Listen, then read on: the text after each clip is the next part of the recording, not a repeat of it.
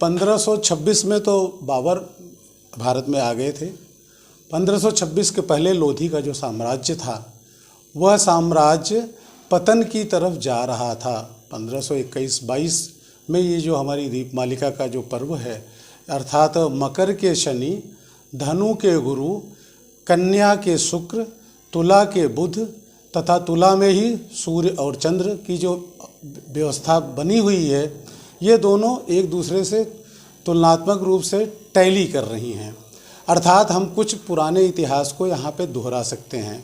अब सब प्रश्न ये उठता है कि शताब्दियों में व्यवस्थाएं बदल जाती हैं, तो हम ये कहेंगे कि इस बार जो धार्मिक जागरूकता है और राष्ट्रभक्ति की जो व्यवस्था सन 1521 में और हमारे राजस्थान और यहाँ मराठाओं की तरफ से, उन राज्यों की तरफ से इनके विरोध में चिंगारी भड़क रही थी। एक परिवर्तन दिखाई पड़ रहा था। सनातन परंपरा की तरफ पूरा देश जा रहा था। सनातन धर्म में वृद्धि हो रही थी।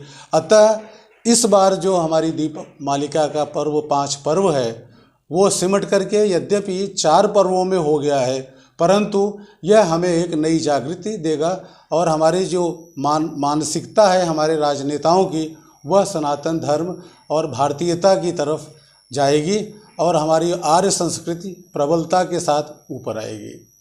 यह संदेश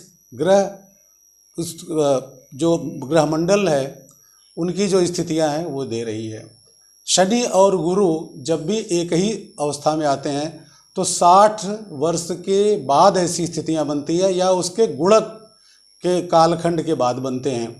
तो लगभग 499 से लेकर 500 वर्ष पहले का जो भारत था, जो हमारी उस समय की परंपरा थी, उस समय की जो चेतना थी, वह फिर से प्रसारित होने जा रही है।